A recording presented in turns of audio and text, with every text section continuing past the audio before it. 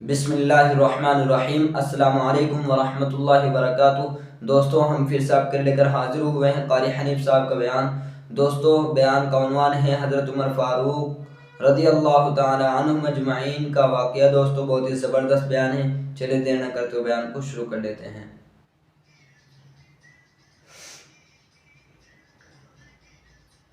امیر المومنین خلیفۃ المسلمین سیدنا فاروق اعظم رضی اللہ تعالیٰ عنہ ان بہادر جوانوں میں سے ہے جن کا دبدبہ آج تک دنیا میں مانا جاتا ہے۔ اہل اسلام نے مورخین نے تاریخ کی کتابوں میں لکھا ہے اگر فاروق 1 سال اور زندہ رہ جاتے دنیا میں کفر کا نام و نشان باقی نہ رہتا۔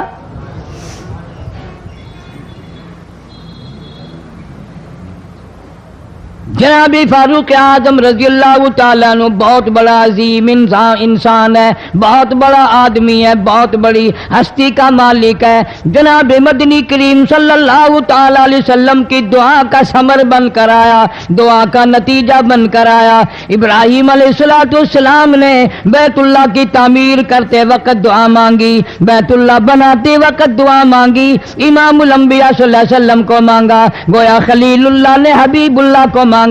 خلیل کی دعا کا ثمر، خلیل کی دعا کا جواب، خلیل کی دعا کا نتیجہ کم سے کم 4000 سال بعد آیا۔ کالی کملی والے صلی اللہ علیہ وسلم نے جو فاروق اعظم کے لیے جھولی پھیلائی، ادھر جھولی پھیلائی، ادھر فاروق اعظم سامنے کھڑے تھے۔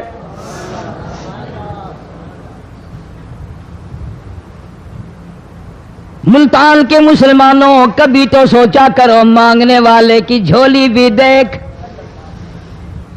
مانگنے والا کوئی عام آدمی نہیں، کوئی بادشاہ نہیں، کوئی فقیر نہیں، کوئی پیر نہیں، کوئی مولوی نہیں، کوئی عام آدمی نہیں۔ مانگنے والے کو بھی دیکھ، مانگنے والے کی جھولی کو بھی دیکھ، اور دینے والے رب العالمین کے خزانے کو بھی دیکھ، اور آنے والے فاروق اعظم کو بھی دیکھ۔ کس شان سے مانگا، رو رو کے مانگا، آہو جارزاری کر کے مانگا۔ مسلمان بڑے پریشان ہیں۔ سرزمین عرب میں، مکے کی سرزمین پہ مسلمانوں کی تعداد بڑی مختصر ہے۔ مورخین نے لکھا ہے فاروق اعظم رضی اللہ تعالیٰ عنہ کی تشریف لانے والے دن تک مسلمانوں کی تعداد صرف 14 تھی۔ اللہ بہت پریشان کیا گیا مسلمانوں کو۔ تمہیں آج قرآن کی کیا قدر ہو، تمہیں آج ایمان کی کیا قدر ہو، تمہیں آج اسلام کی کیا قدر ہو۔ کبھی ان غریب صحابہ کرام کی قبروں سے جا کے پوچھو، خدا کی قسم جن کو اتنا مارا گیا، اتنا مارا گیا کہ عرش عظیم کانپ اٹھتا تھا۔ مردوں کو مار پڑی، عورتوں کو مار پڑی، نوجوان بچیوں کو مار پڑی اسلام اور ایمان کی وجہ سے۔ آج تو بھی مسلمان بنا پھرتا ہے، میں بھی مسلمان بنا پھرتا ہوں، پتہ چلے گا موت کے وقت اسلام پہ موت آئی یا کفر پہ آئی۔ آخری وقت کس حال میں ہوگا کوئی نہیں جانتا۔ ادھر جناب نبی پاک صلی اللہ تعالی علیہ وسلم صحابہ کرام کی تکلیفوں کو دیکھ کر رات دن رویا کرتے تھے۔ جناب فاروق اعظم رضی اللہ تعالیٰ عنہ اتنا عظیم آدمی ہے، اتنا بڑے مرتبے کا مالک ہے۔ 2 آدمیوں میں تلخی ہو گئی، لڑائی ہو گئی ایک تلوار پہ۔ ایک مسلمان منافق ہے، ایک یہودی ہے، وہ کہتا ہے تلوار میری ہے، وہ کہتا ہے تلوار میری ہے۔ جناب نبی پاک صلی اللہ تعالی علیہ وسلم کے پاس تشریف لے آئے، حضور کی خدمت میں دونوں آ گئے، معاملہ سامنے رکھ دیا۔ جناب نبی پاک صلی اللہ تعالی علیہ وسلم نے معاملے کی تحقیق کر کے تلوار یہودی کو دے دی، اصل میں تھی بھی یہودی کی۔ وہ مسلمان جو تھا منافق باہر نکل کے یہودی کو کہنے لگا کہ یار فیصلہ تو ہو گیا پر مزہ نہیں آیا، میں تو حضرت عمر سے فیصلہ کراؤں گا دوبارہ۔ اب یہودی تو جانتا تھا کہ مسلمان ہو اور نبی پاک صلی اللہ علیہ وسلم کے فیصلے کے خلاف کرے، یہ ناممکن ہے، یہ ہو نہیں سکتا۔ وہ کہنے لگا بھائی جہاں دل کرے وہاں چلو۔ وہ منافق فاروق اعظم کے پاس آیا یہودی کو لے کر اور کہنے لگا کمال ہے یار تمہارے بھی، اچھے لوگ ہو، تمہیں مسلمان کی قدر ہی نہیں۔ فاروق اعظم نے پوچھا کیا ہوا؟ وہ کہنے لگا حد ہوگی، تم کلمہ پڑھنے والے کی قیمت ہی نہیں جانتے، قدر ہی نہیں کرتے۔ اس نے کہا بھئی ہوا کیا؟ کہ دیکھو تلوار میری تھی، اس کو مل گئی، فیصلہ کریں آپ۔ یہودی جانتا تھا، کہنے لگا بھائی پہلے بات سن لینا، تمہارے نبی پاک صلی اللہ علیہ وسلم نے پہلے فیصلہ فرمایا، تلوار مجھے دے دی ہے، میری ہے۔ میں نے کہا جاؤ بھائی فیصلہ تو ہو گیا۔ وہ منافق کہنے لگا نہیں جی میں تو آپ سے فیصلہ کراؤں گا۔ فاروق اعظم فرمانے لگے فیصلہ تو ہو گیا جاؤ۔ انہوں نے کہا نہیں جی آپ فیصلہ کریں۔ انہوں نے کہا اچھا نبی کے فیصلے کے بعد مجھ سے فیصلہ کرانے آئے ہو؟ کہ جی ہاں میں تو آپ سے فیصلہ کراؤں گا، تو پھر تشریف رکھو میں فیصلہ کر دوں گا۔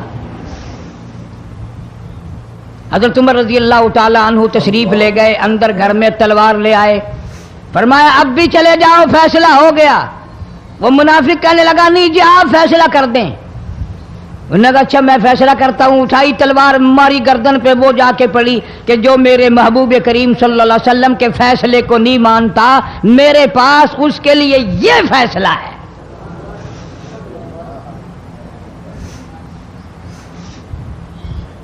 اب وہ منافق تو مر گیا، اب مدینے میں اور منافق بھی جتنے تھے شور مچ گیا، ہائے ہائے ابدال مار دیا، ہائے ہائے غوث مار دیا، بڑا نیک تھا، بڑا تہجد گزار تھا، بڑے سجدے کرنے والا تھا، بڑا یوں تھا اور بڑا یوں تھا، شور مچ گیا۔ اور یہ سارے کے سارے نبی پاک صلی اللہ علیہ وسلم کی خدمت میں حاضر ہوئے۔ انہوں نے کہا جی بدلہ دلواؤ، ظلم کر دیا فاروق اعظم کے بارے میں کہا۔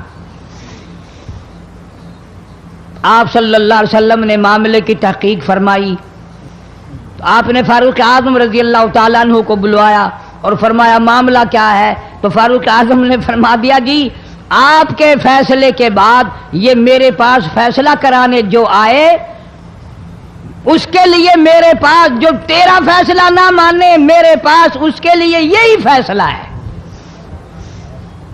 اور کوئی فیصلہ کرانے کے لیے آ کے دیکھے یہی فیصلہ کروں گا۔ اب وہ منافق تو ہوتا ہی بے ایمان ہے، وہ مکر گئے۔ انہوں نے کہا نہیں جی ہم میں سے کوئی فیصلے کے لیے گیا ہی نہیں، میں تو بیچارہ نماز پڑھ کے اللہ اللہ کرتا ہوا جا رہا تھا اور خم مار دیا یوں ہی، کوئی جھگڑا نہیں، کوئی لڑائی نہیں، کوئی فساد نہیں، کوئی فتنہ نہیں، یوں ہی مار دیا بیچارہ، ہائے قرآن پڑھتا ہوا مار دیا، ہائے اللہ اللہ کرتا ہوا مار دیا۔ اب ضرورت پڑی گواہ کی کہ بھی اس بات کا گواہ کون ہے کہ یہ دوبارہ فیصلہ کرانا چاہتا تھا۔ منافق جھوٹ بولنے میں کوئی سانس خالی نہیں جانے دیتا۔ ارشاد فرمایا مدنی کریم صلی اللہ تعالی علیہ وسلم نے لوگوں منافق کی 3 نشانیاں، منافق کی 3 پہچان ہے، منافق کی 3 عادتیں ہیں۔ اذا حدث کذب، جب بھی بات کرے گا جھوٹ بولے گا۔ اذا وعد اخلف، وعدہ کرے گا اس کے خلاف کرے گا۔ امانت میں خیانت کرے گا، بات کرے گا تو جھوٹ بولے گا، وعدہ کرے گا اس کے خلاف کرے گا۔ امانت رکھ دی جائے اس میں ضرور بے ایمانی کرے گا، وعدے کے خلاف کرے گا، جھوٹ بولے گا۔ جناب نبی پاک صلی اللہ تعالی علیہ وسلم نے فاروق اعظم سے فرمایا گواہ لے آؤ۔ فاروق اعظم رضی اللہ تعالیٰ عنہ نے عرض کیا یا رسول اللہ صلی اللہ علیہ وسلم میرے پاس گواہ کہاں ہے؟ یہ آئے تھے، میں نے وہاں کوئی پارٹی بٹھا رکھی تھی یا کوئی مسجد کا معاملہ تھوڑا ہی ہے جو نمازی گواہ مل جائیں، گواہ کوئی نہیں۔ جناب مدنی کریم سب کہہ دو صلی اللہ تعالی علیہ وسلم کو تشریف آوری تشویش ہوئی، پریشانی ہوئی، اب کیا بنے؟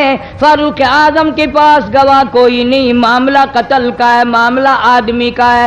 اللہ پاک جل شانہ کا دریائے کرم جوش میں آیا، آواز آئی فلا وربک۔ کاش مسلمانوں تم قرآن کریم کا انداز سمجھتے، تمہیں قرآن کے ربط ضبط کا پتہ ہوتا، تمہارے دل میں یہ یقین ہوتا کہ جیسے انگریزی سے نوکری مل جاتی ہے، عربی پڑھنے سے جنت مل جائے گی، ذرا برابر بھی یقین ہوتا تم اس آیت کو پڑھ کر مر جاتے۔ تمہارے یہاں کچہریوں میں دستور ہے، گواہی دینے سے پہلے حرف اٹھایا جاتا ہے، جو کہوں گا سچ کہوں گا، اگرچہ سچ وہ ہماری عدالتوں میں پھر بھی سچ نہیں کہتا۔ سچ کہلوانے والے سچے نہیں، سچ کہنے والا سچا نہیں۔ جس کی عدالت میں کہا جا رہا ہے عدالت سچی نہیں، غلط حلف نامے استعمال کیے جاتے ہیں۔ اللہ پاک جل شانہ کی بے نیازیوں کے قربان جاؤں، گواہی بعد میں دی، حلف پہلے اٹھایا۔ فرمایا فلا وربک، مجھے اپنی کبریائی کی قسم اور میرے محبوب مجھے تیرے رب کی قسم، لا یؤمنون، ہرگز ایماندار نہیں، ہرگز مومن نہیں، ہرگز ایمان والا نہیں، ہرگز کلمے والا نہیں، ہرگز اسلام والا نہیں، لا یؤمنون حتی یحکموک فیما شجر بینہم ثم لا یجدوا فی انفسہم حرجا مما قضیت ویسلموا تسلیما۔ قرآن کریم میں اللہ پاک فرماتے ہیں مجھے تیرے رب کی قسم میں گواہی دیتا ہوں، وہ آدمی ایماندار ہو ہی نہیں سکتا، وہ ایمان والا بن ہی نہیں سکتا، وہ کلمے والا ہو ہی نہیں سکتا، اسلام والا ہو ہی نہیں سکتا جو میرے محبوب تیرے فیصلے کو نہ مانے، جو تیرا فیصلہ ٹھکرا دے، جو تیرے فیصلے کو تسلیم نہ کرے۔ میں خدا عدالت میں گواہ بن کر آیا، میں گواہی دینے کے لیے آیا ہوں، وہ ایماندار ہے ہی نہیں جو کالی کملی والے صلی اللہ تعالی علیہ وسلم کے فیصلے کو نہ مانے۔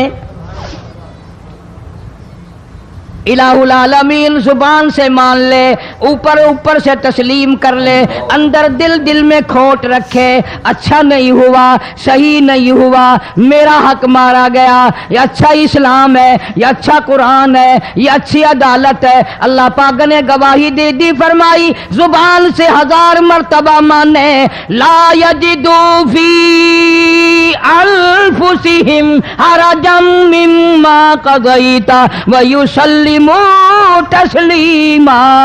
میرے محبوب کریم صلی اللہ علیہ وسلم تیرے رب کی قسم جس کے دل میں تیرے فیصلے کی بات ذرہ برابر بھی شک رہے وہ ایماندار ہو ہی نہیں سکتا۔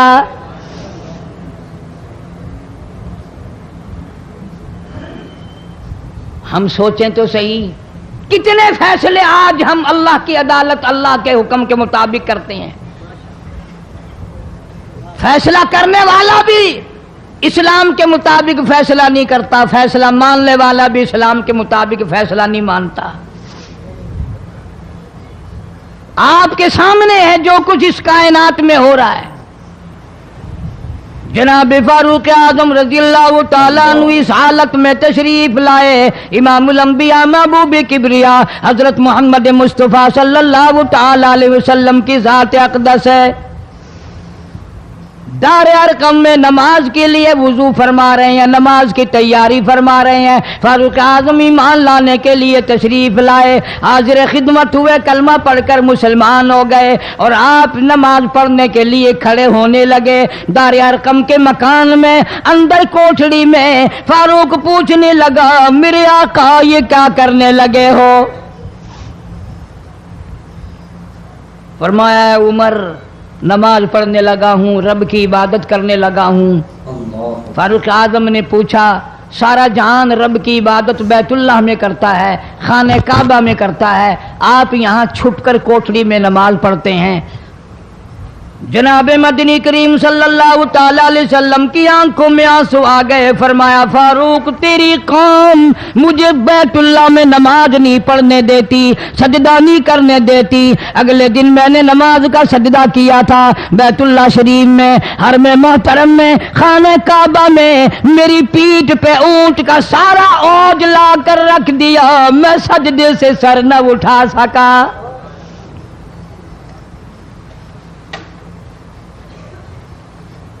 جناب صدیق اکبر رضی اللہ تعالیٰ عنہ فرماتے ہیں جناب محمد عربی صلی اللہ تعالیٰ علیہ وسلم نے حرم محترم میں بیت اللہ شریف میں کھڑے ہو کر قرآن مجید کی 2-4 آیتوں کی تلاوت فرمائی، سارا مکہ مارنے لگا۔ کسی نے ادھر سے مارا، کسی نے ادھر سے مارا، کسی نے دھکا دیا، کسی نے جوتا مارا، کسی نے پتھر مارا۔ صدیق اکبر پہنچائے اور آپ نے آواز بھی لگا دی، اتقتلون رجلا، تم اس آدمی کو قتل کیوں کرتے ہو جو اتنی بات کہتا آئی یقول ربی اللہ،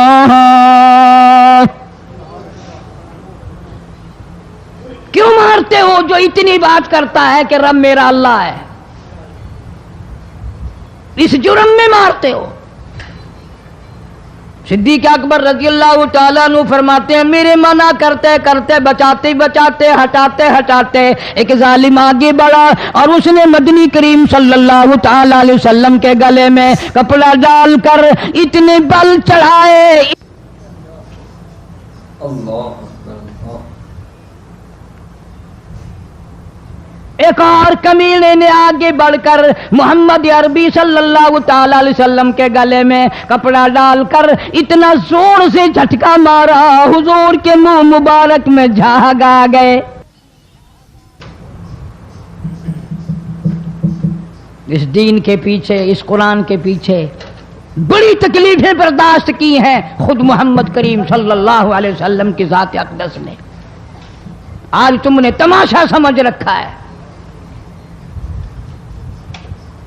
جناب فاروق اعظم رضی اللہ تعالیٰ عنہ نے عرض کر دیا میرے آقا جب تک میں نہیں آیا تھا کوٹھڑیوں میں نماز ہوتی تھی، چھپ چھپ کر آپ نے نمازیں پڑھی، لیکن یہ ہو نہیں سکتا، میں اسلام میں داخل ہو جاؤں، میں غلام بن چکا ہوں، میں آپ کی خدمت میں حاضر ہو چکا ہوں، ایمان لا چکا ہوں، اور آپ پھر بھی گھر میں نماز پڑھیں تو میرے آنے کا فائدہ کیا ہوا؟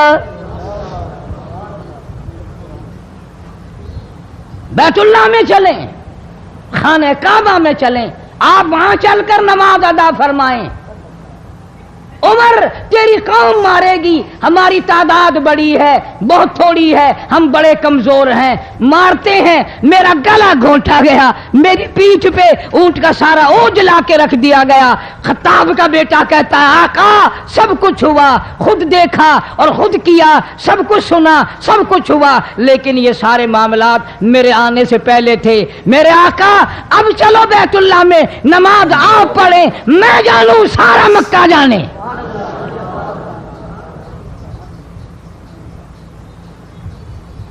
سارا عرب جانے، میں جانوں۔ آپ بے پرواہ ہو کر اپنے رب کی عبادت کریں، بیت اللہ میں چلیں، میرے ذمہ آیا سارا مکہ۔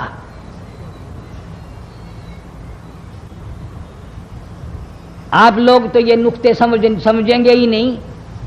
چاہیے یہ تھا کہ حضور کریم صلی اللہ علیہ وسلم فرماتے چلو ابھی تو مسلمان ہوا ہے، ایک ہفتہ تو ٹھہر جا پھر چلیں گے، ہم تجھے بھی دیکھ لینا کتنے پانی میں ہے، تجھے بھی دیکھ لینا کتنے پانی میں ہے۔ نہیں، فاروق اعظم کی زبان پر حضور کو اتنا اعتبار تھا، اسی وضو سے اسی وقت بیت اللہ میں تشریف لے گئے۔ تجھے 60 سال ہو گئے کلمہ پڑھتے پڑھتے، تیرے کلمے کا کچھ نہ بنا، تیرے دین کا کچھ نہ بنا، تیرے ایمان کا کچھ نہ بنا، तेरी चिट्टी दाढ़ी होगी पढ़ते पढ़ते, ना मालूम मरते वक्त कुफर पे मरेगा या कलमे पे मरेगा। लेकिन फारूक को कलमा पढ़े हुए 2 मिनट नहीं हुए, काली कमली वाले को उसके कलमे पे कितना बड़ा यकीन है, फौरन बैतुल्लाह में तशरीफ ले गए।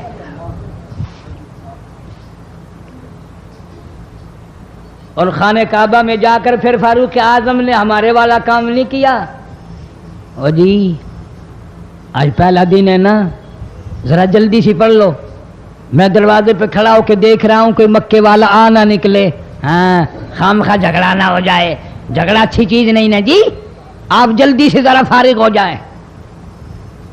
ये नहीं, जनाब मदनी करीम सल्लल्लाहु ताला अलैहि वसल्लम नमाज पढ़ने के लिए बैतुल्लाह में खड़े हो गए। फारूक आजम खाने काबा की छत पे चढ़ गए और आवाज लगा दी, ओ मक्के वालों, ओ मक्के के शेरों, ओ मक्के के बहादुरों, ओ मक्के के दलेरों, ओ मक्के के मर्दों, ओ मक्के के नौजवानों, कुरैशियों, सारे मक्के वाले सुन ले, सारे अरब वाले सुन ले, तुम्हारी इत्तला के लिए मैं ऐलान करता हूं, आओ देखो कर लो क्या करते हो, मेरा महबूब बैतुल्लाह में नमाज पढ़ने लगा है।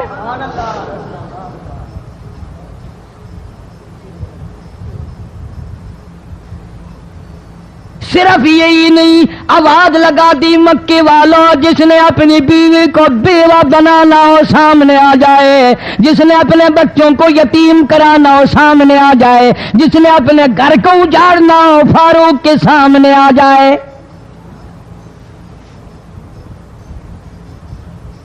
वो कितना बड़ा जवान होगा जिसके आने से नबी ने बैतुल्लाह में नमाज अदा फरमाई। बैतुल्लाह में नमाज हुई, खाने काबा में नमाज हुई। कितना बड़ा मुनसिफ, कितने बड़े अदल का मालिक। बैतुल मुकद्दस को फतह करने के लिए लड़ाई नहीं करनी पड़ी, इंसाफ काम आ गया, आगे बढ़कर चाबियां हवाले कर दी भाइयों ने।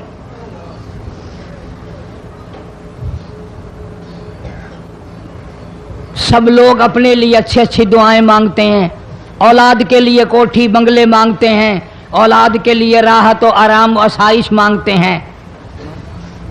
आप ना जाने क्या क्या मांगते होंगे, मैं ना जाने अपने लिए अपनी औलाद के लिए क्या क्या मांगता हूँगा, लेकिन फारूक की दुआ तो देखो, कहता अल्लाहुम्मा अर्ज़ुक़ना शहादतन फी सबीलिक। मौला तेरी हुजूर में मेरी इल्तजा है, मेरी दुआ है, मेरी मुनाजात है, मैं तेरी हुजूर में दुआ मांगता हूँ। मौला मुझे बिस्तर की मौत से बचा, मैं अपने घर की मौत से पनाह मांगता हूँ, तेरी राह में तेरे नाम पे कुर्बानी दिया चाहता हूँ।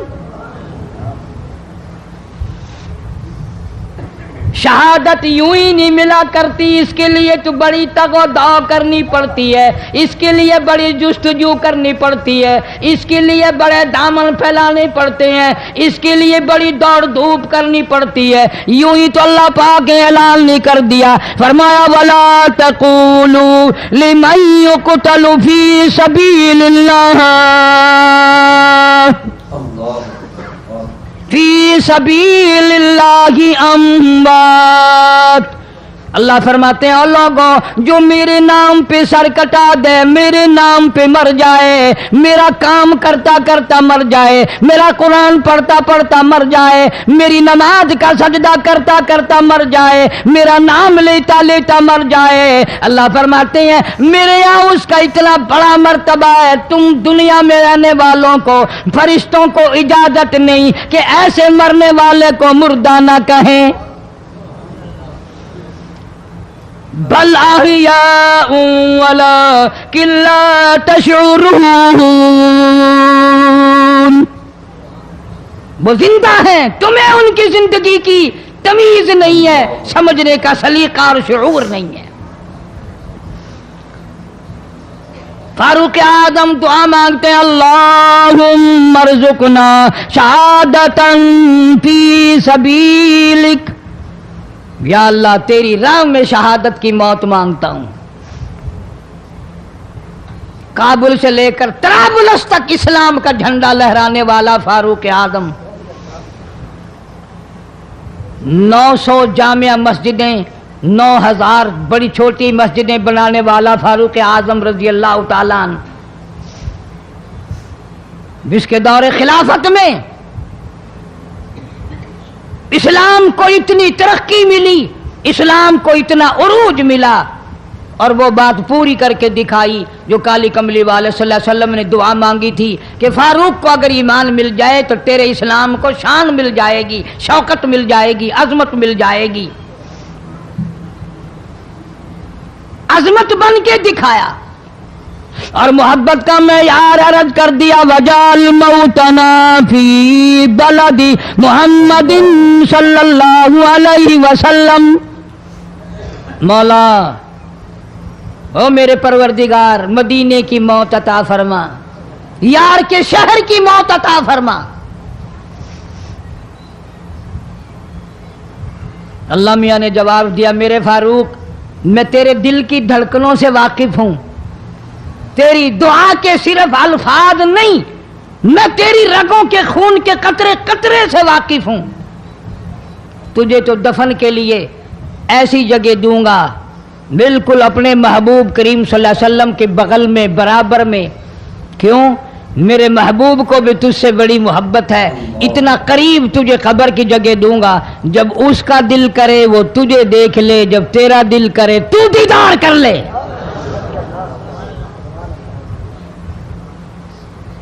तुझे तो इतना करीब जगह दूंगा, तू मदीना मांगता है। और फरमाया, फारूक तुझे ऐसी मौत दूंगा, किसी की शहादत की गवाही देने के लिए ओहद का पत्थर आएगा, किसी की शहादत की गवाही देने के लिए हुनैन की मिट्टी आएगी, किसी की शहादत की गवाही देने के लिए बदर की मिट्टी आएगी, किसी की गवाही देने के लिए ओहद के पत्थर आएंगे, तो तबूक की मिट्टी आएगी, कादसिया की मिट्टी आएगी। पर ऐ मेरे फारूक आजम रज़ियल्लाहु ताला अन्हु, तेरी शहादत की गवाही देने के लिए मेरे नबी का मुसल्ला आएगा,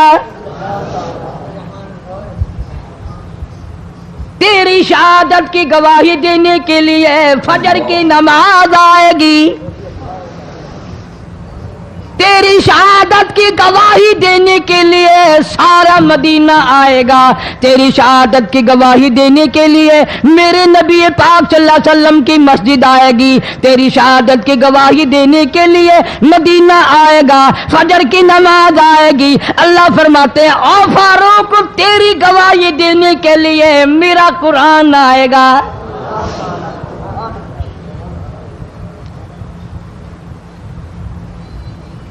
नमाज पढ़ाते हुए अल्लाह ने ऐसी दुआ कबूल की, मस्जिद नबवी हो, मेहराब नबी का, मिंबर नबी का, मस्जिद नबी की, शहर नबी का। कौन सा शहर? ला उक़सिमु बिहादल बलद, मेरे महबूब मुझे तेरे इस शहर की गलियों की कसम,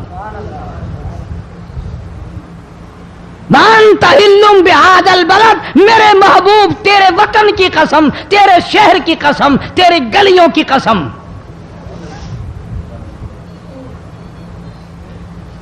इतना बड़ा अजीम जवान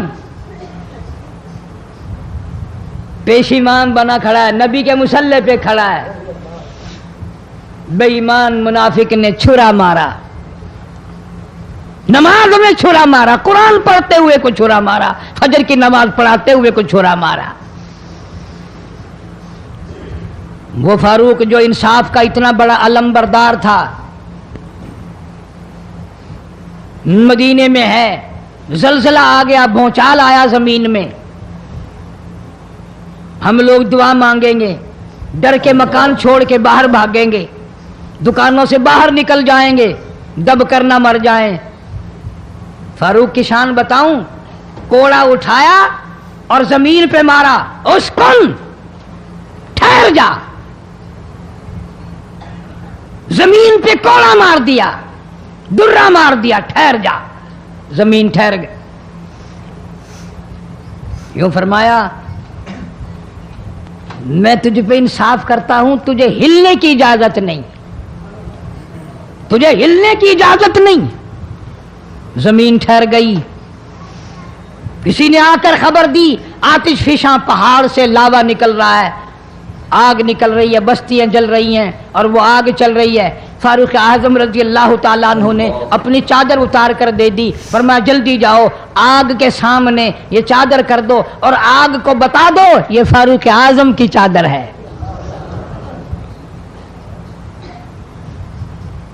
تاریخ شاہد ہے، فاروق اعظم رضی اللہ تعالیٰ عنہ کی چادر کو دیکھ کر آگ بجھ نہیں گئی، بسم نہیں گئی، ختم نہیں ہوئی، واپس ہو کر پہاڑ میں داخل ہو گئی۔ زمین پہ زلزلہ آیا تو درہ مار دیا، آگ جلاتی جا رہی ہے تو چادر دیکھ کر واپس ہو گئی۔ پانی کو خط لکھ دیا، اگر اللہ کے حکم سے بہتا ہے تو بہتا رہے، ورنہ ہمیں تیری کوئی ضرورت نہیں۔ میں تمہیں قسم اٹھا کے دیتا ہوں، فاروق اعظم کی چٹھی رکا دریا میں ریت میں دفن کر دیا گیا، دریا کی زمین نے آج تک سورج کا منہ نہیں دیکھا۔ جمعہ پڑھاتے وقت، خطبہ ارشاد فرماتے وقت آواز لگا دی مسلمان لشکر کو، ہوشیار ہو جاؤ، چاروں طرف تمہارے کافر گھیرا ڈالنے والا ہے۔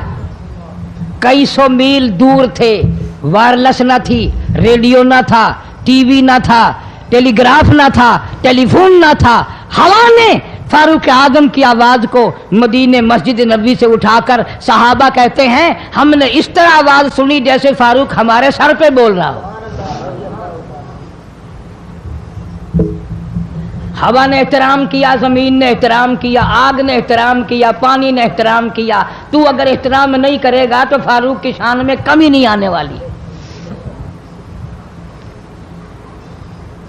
اتنا بڑا عظیم جوان کالی کملی والے صلی اللہ تعالی علیہ وسلم نے فرمایا جب فاروق جنت الفردوس میں تشریف لے جائیں گے 70,000 آدمی ساتھ جائے گا،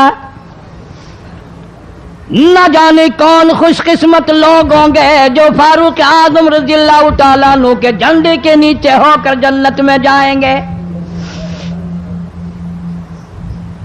اتنا اللہ والا جوان، اتنے خوف والا جوان۔ میں ایک بات عرض کروں گا، اندازہ لگا لینا، تیری بات کا لحاظ کونسلر کرے گا، تیرا لحاظ چیئرمین کرے گا، تیرا لحاظ تھانے دار کرے گا، تیرا لحاظ کوئی معمولی افسر کرے گا، تیرا لحاظ کوئی دنیا دار کرے گا، تیرا رشتہ دار تیرا لحاظ کرے گا، تیرا یار تیرا لحاظ کرے گا۔ فاروق اعظم کی سیرت اور زندگی کے بارے میں اتنی سی بات کروں گا، اللہ تبارک و تعالیٰ کی عطا کا کیا کہنا، اس کی دین کا کیا کہنا۔ جو فاروق فرش پہ پسند کرتا ہے مالک کی کائنات عرش پہ وہی پسند فرماتے ہیں۔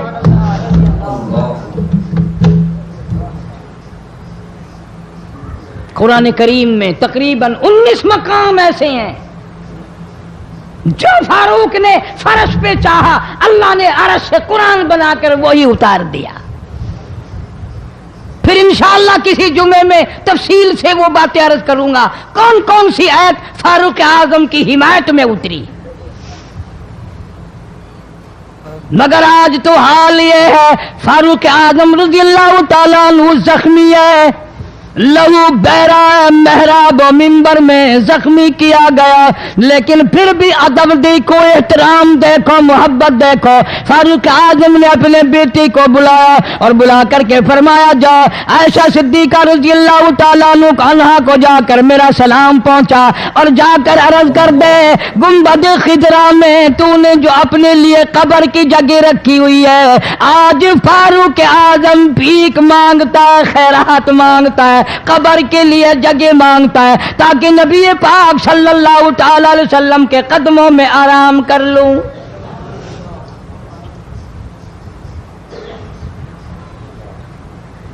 حضرت عبداللہ بن عمر رضی اللہ تعالیٰ عنہ تشریف لے گئے، جا کر حضرت عائشہ صدیقہ رضی اللہ تعالیٰ عنہ سے سلام عرض کیا۔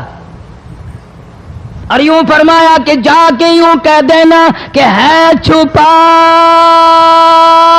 منہ کفن میں آج عمر، اور سوالی آپ سے ہے سر بسر۔ فاروق اعظم دنیا سے جا رہا ہے، فاروق اعظم کے آخری سانس ہے، فاروق اعظم جیسا جوان دنیا سے جانے کے لیے تیار ہے۔ آپ کا حجرہ ہے، آپ کی یہ جگہ ہے، آپ نے اپنی قبر کے لیے جگہ رکھی ہوئی ہے۔ اللہ کے نام پہ فاروق اعظم قبر کے لیے جگہ مانگتے ہیں۔ حضرت عائشہ رضی اللہ تعالیٰ عنہ فرماتی ہیں کوئی اور مانگتا میں نہ دیتی، اس لیے نہ اور نبی آئے، نہ اور گنبد خضرا بنے، نہ مجھے قبر کی ایسی جگہ ملے، کون دیتا ہے؟ خدا کی قسم اما عائشہ صدیقہ رضی اللہ تعالیٰ عنہ نے وہ صدقہ کیا دنیا کی تاریخ کو شرمندہ کر دیا۔ اسے معلوم ہے کہ مجھے قبر کی جگہ باہر ملے گی، اپنے خامند اور اپنے ابا ابو بکر سے دور ملے گی، لیکن یوں فرمایا عبداللہ مانگنے والا وہ جوان ہے، جواب دیتے ہوئے شرم آتی ہے، مجھے معلوم ہے کہ فاروق وہ جوان ہے جس کو میرے محبوب نے جھولیاں پھیلا پھیلا کر مانگ مانگ کے لیا تھا، اس لیے جواب نہیں دے سکتی، جہاں میں نے اجازت دے دی۔ پر فاروق اعظم رضی اللہ تعالیٰ عنہ کا انصاف دیکھو، واپسی آئے تو فرمایا عبداللہ مجھے اٹھا کے بٹھاؤ، لیٹے لیٹے اما عائشہ صدیقہ کا جواب سننا بے ادبی سمجھتا ہوں، مجھے اٹھا کے بٹھاؤ، بٹھا لیا، جواب سنا دیا، پھر بھی فرمایا عبداللہ نوجوانوں اور مسلمانوں میری آخری بات سن لو، اجازت مانگ لی، اجازت مل گئی، پھر بھی لوگ یہ کہیں گے دباؤ دے کر اجازت لے لی، زبردستی اجازت لے لی، ڈانٹ دے کر اجازت لے لی، جب میرا دم نکل جائے، جب میرا منہ کفن میں چھپ جائے، میرے جنازے کو اٹھا کر عائشہ صدیقہ کے دروازے پہ لے جانا، دوبارہ اجازت مانگنا،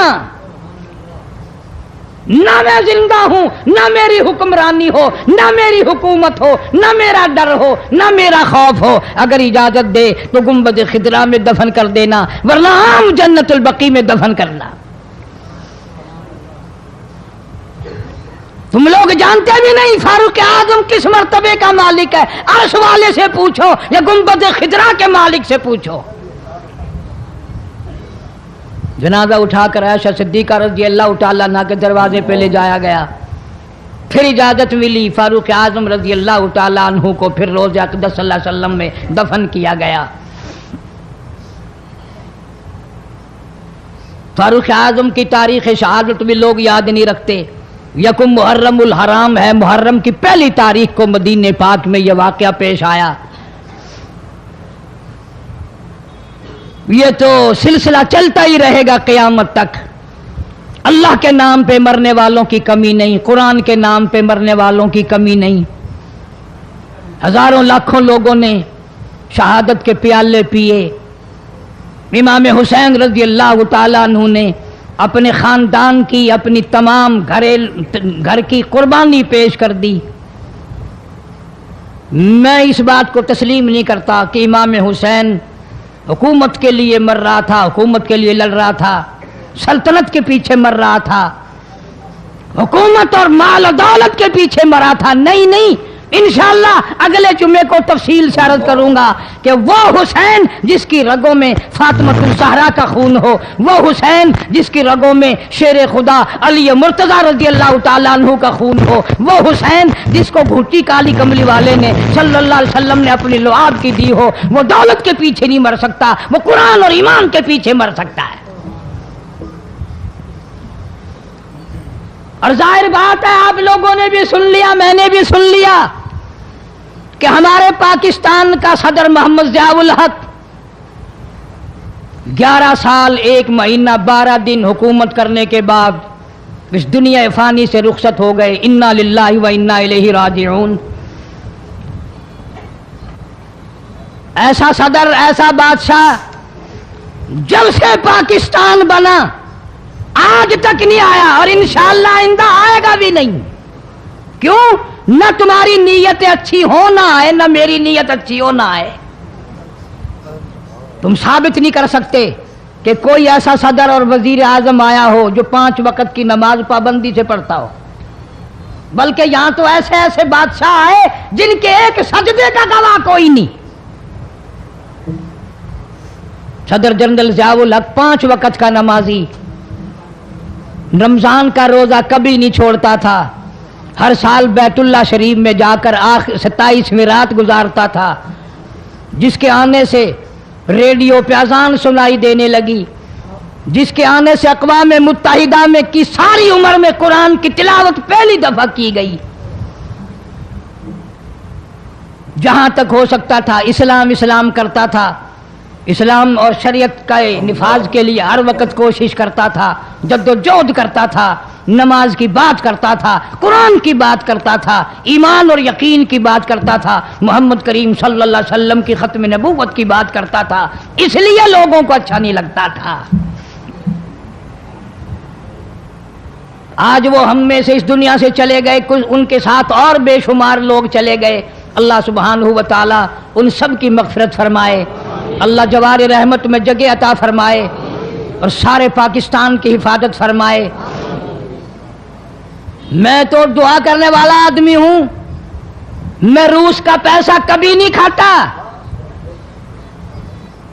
کوئی لیبیا کے تھرو کھاتا ہے، کوئی شام کے ذریعے کھاتا ہے، کوئی عراق اور ایران کے ذریعے کھاتا ہے، کوئی امریکہ کا کھاتا ہے، کوئی روس کا کھاتا ہے، کوئی ہندوستان کا کھاتا ہے، کوئی چین کا پیسہ کھاتا ہے۔ میں کسی کا غلام نہیں، میں کسی کا خادم نہیں، میں کسی کے ماننے والا نہیں، میں تو محمد کریم صلی اللہ علیہ وسلم کے مدینے والا۔ ناظرین اکرام، اگر آپ کو یہ بیان پسند آیا ہے تو بیان کو لائک کرنا، ہمارے چینل پر اگر آپ نئے ہیں تو ہمارے چینل حافظ صاحب ریئیکشن کو سبسکرائب کر ویڈیو کو زیادہ سے زیادہ شیئر کر دینا۔ ملتے ہیں اگلے ویڈیو میں، تب تک کے لیے خدا حافظ۔ السلام علیکم ورحمۃ اللہ وبرکاتہ۔